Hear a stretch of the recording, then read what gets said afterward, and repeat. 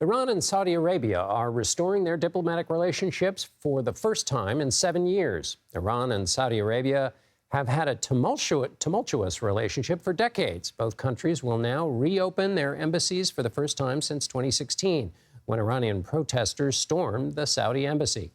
The Chinese government, which has been trying to strengthen its political and economic influence around the world, helped broker the deal during 4 days of secret talks. David Sachs joins me now. He's a research fellow at the Council on Foreign Relations.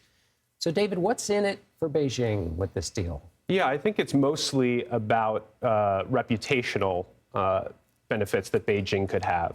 Essentially, it wants to show that it's not just an economic powerhouse, but it also has the opportunity to play a major diplomatic role. Xi Jinping clearly wants to show that China is a global power on par with the United States.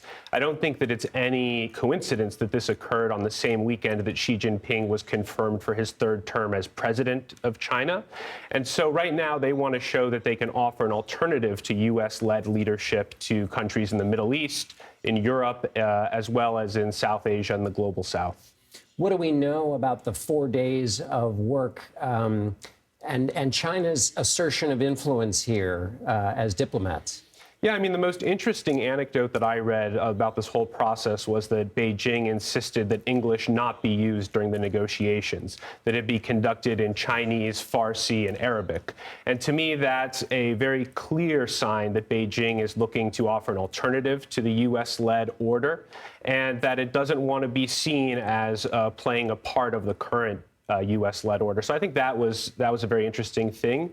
And I also think that, again, what this really does show is that China is trying to play a diplomatic role in the Middle East. And we also see, with it putting together its peace proposal for Ukraine, Xi Jinping reportedly going to Moscow maybe as soon as next week, and then a phone call with Zelensky after that, that this isn't just occurring in isolation. China is, I think, trying to really flex its diplomatic muscles on the world stage. The U.S. is obviously trying to pin back China in all kinds of different ways, most notably with semiconductors. In terms of U.S. relations with China, what's your view about, is this dangerous, or is this the kind of thing the U.S. says, you know, it's a busy world, have at it? Yeah, I mean, I don't think that we should overreact to this, and I don't think that our reflex should be that anything China does is by definition bad and something we should oppose. If this brings down the temperature in the Middle East, which has been the most volatile region for the last couple of decades, then that's a good thing.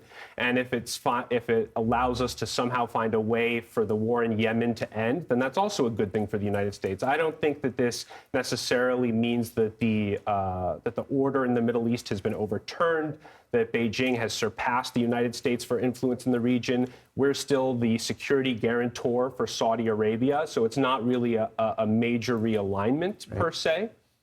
One of the things that the Trump administration used to argue is that on North Korea, that if China wanted to show its diplomatic strength in the world, that it would work with North Korea. Is there an analogous situation with Russia? In other words, getting Russia out of Ukraine, solving that or coming to some end there would be a serious global coup.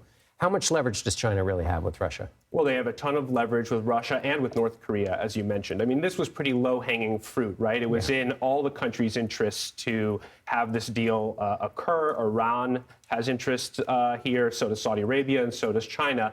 But with North Korea, that's much more difficult. And as you noted, China has been unwilling to bring North Korea to the table. And with Russia, too, I believe if China decided to put real pressure on Putin, they could bring him to the negotiating table. But Xi Jinping's calculation remains that it's important that Putin not lose the war in Ukraine, and that this is a broader contest, again, one that it needs to get Russia on its side for a longer-term contest with the United States for who will lead the next decades. All right, David Sachs, thank you so much for being with us. Thank you.